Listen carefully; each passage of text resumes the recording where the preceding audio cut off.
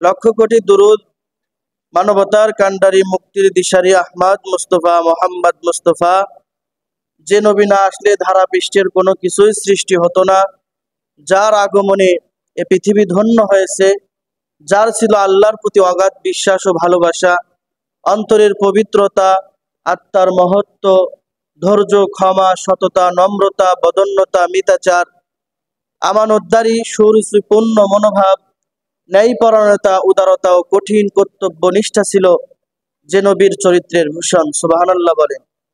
সেই মহামানব, যিনি উম্মতের প্রতি মায়া দরদ এত বেশি ছিল, তিনি শেষ রাত্রে যায় নামাজ বিছায়ে তিনি রবের দরবারে ক্রন্দন করতেন শুধুমাত্র একমাত্র কেবলমাত্র উম্মতের মায়ায় পড়ে উম্মাদকে কিভাবে জাহান্নাম থেকে ফিরায়ে জান্নাতের পথে নিয়ে যাবেন আফরান চেষ্টা করত। রক্ত ঝরাইতে নহদের ময়দানে সে নবীর উপরে আমরা সকলে চিৎকার মেরে দুরূদ পড়ছি, সকলে পড়ছি সাল্লাল্লাহু আলাইহি ওয়াসাল্লাম। আরো জোরে পড়ি সাল্লাল্লাহু আলাইহি ওয়াসাল্লাম। এই যে রবের শুকুর আর রাসূলের উপরে দুরূদ, এইটা যদি কেউ মনে ভক্তি সহকারে একবার পাঠ করে, তাহলে ওই আলহামদুলিল্লাহ কেউ যদি একবার পড়ে, জান্নাতে তার জন্য একটি গাছ নির্মাণ করা হয়, গাছ লাগানো হয়। কি লাগানো হয়? যেই গাছের ছায়া এত দূরত্ব হবে, শাখা প্রশাখা এত হবে যে দ্রুতগামী ঘোড়া যদি 500 বছর পর্যন্ত দৌড়াইতে থাকে, তারপরেও ওই গাছের ছায়া কখনো ডিঙাইতে পারবে না। বলেন সুবহানাল্লাহ। ওই গাছের নিচে আপনার জান্নাতকে আল্লাহ রব্বুল আলামিন বানিয়ে রেখেছে যারা দুনিয়াতে একবার বলে আলহামদুলিল্লাহ। এজন্য মহাব্বতে আর একবার বলেন আলহামদুলিল্লাহ। আর কেউ যদি শুকর আদায় করে, একটা ফেরেশতা নিযুক্ত থাকে। কেউ যদি দুরূদ পড়ে নবীর শানে, একটা ফেরেশতা সব সময় নিযুক্ত থাকে। ওই দুরূদটা নিয়ে নবীজি করিম সাল্লাল্লাহু আলাইহি ওয়াসাল্লামের রওজায় গিয়ে বলে, অমুক দেশ থেকে আপনার উম্মত আপনার জন্য হাদিয়া পাঠিয়েছে, আপনার জন্য দুরূদ পাঠিয়েছে। নবীজি সেটা গ্রহণ করে তিনি খুশি হয়ে যান আর সে উম্মতকে চিনে ফেলে। আর যদি অতিশয় মহব্বতের সহিত, ভালোবাসার সহিত যদি রাসূলের প্রতি দুরূদ পড়তেই থাকে সে বান্দা, এবং রাসূলের সুন্নাতকে মানতে পারে, রাসূলের সুন্নাতের পাবন্দি করতে পারে, তাহলে ওই রাসূল তার স্বপ্নে যুগে এসে ওই বান্দা, ওই উম্মতের সামনে তিনার চেহারাকে ওপেন করে খুলে দেন আর বলে, বান্দা, আর বলে উম্মত, দেখ, আমাকে দেখে নে, আমাকে দেখে তোর জন্য জান্নাতটা হারাম, এই জাহান্নামটা হারাম করে নে। বলেন সুবহানাল্লাহ। এজন্য রাসূলের প্রতি সব সময় দুরূদ পড়তে হবে আর বেশি বেশি করে রাসূলের সুন্নাত মানতে হবে। যদি রাসূলের সুন্নাত মানা হয়, তাহলে এজন্য রাসূলকেই মানা হয়। আল্লাহ রাসূল বলেছেন, ফিতনার জামানায় কেউ যদি একটা সুন্নাতের উপরে আমল করে, একটা সুন্নাতের উপরে কেউ যদি আমল করে, মান তামাসসাকা বিসুন্নতি ইনদা ফাসাদি উম্মতি ফালাহু আজরু মিআতি শাহীদ। কেউ যদি একটি সুন্নাতের উপরে আমল করে, রাসূল বলেন গলা কাটা 100 শহীদের সওয়াব তার আমলনামায় লিখে দেওয়া হয়। সুবহানাল্লাহ। আল্লাহ রাসূল বলেছেন, মান আহাব্বা সুন্নতি ফাকাদ আহাব্বানি ওয়া মান আহাব্বানি কানা মাই ফিল জান্নাহ। নবীজি বলেন, কেউ যদি আমার সুন্নাত মানে সে যেন আমি নবীকেই মানে, আর যে আমি নবীকে মানে সে আমার সাথে জান্নাতে থাকবে। সুবহানাল্লাহ।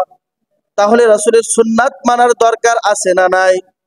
অনেক মানুষ আছে, রবিউল আউয়াল মাস এই যে চলে এসেছে, রবিউল আউয়াল মাস, আজকে রবিউল আউয়াল মাসের 9 তারিখ। কয় তারিখ? রবিউল আউয়াল মাস এটা একটা গুরুত্বপূর্ণ, ফজিলতপূর্ণ এবং চিল্লাচিল্লির মাস। যারা মানে তাদের কাছে ফজিলতপূর্ণ মাস, আর যারা মানে না, আলগা রাসূলকে ভালোবাসে, আলগা ভালোবাসা আছে না, শুকনা ভালোবাসা যেটাকে বলে।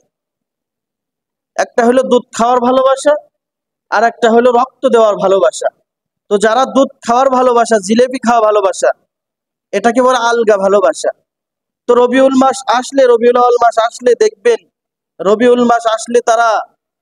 আউয়াল মাসে তারা জশ্নে জুলুস করে, বাজারে বাজারে তারা রাসূলের শান নিয়ে, মান নিয়ে তারা কান্নাকাটি করে, আনন্দ করে, খাওয়া দাওয়া করে।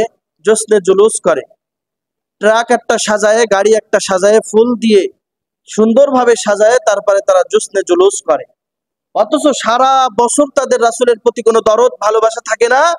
এই রবিউল আউয়াল মাস আসলে তারা রাস্তায় নেমে পড়ে আর বলে রসুলের জন্য জীবন দিব। কিন্তু দেখা যায় যখন রসুলের ইজ্জতে গালি দেওয়া হয়, রসুলকে নিয়ে কটূক্তি করা হয়, তখন এই জশ্নে জুলুসের তাবারক খাওয়া পাঠিগুলো আর কোনো খোঁজ পাওয়া যায় না। একজনকে পাশার পারে বাড়ি যখন দেয় একটা মানুষকে, তখন দেখবেন সবগুলো ভেঙে যায় রাস্তার পথ থেকে।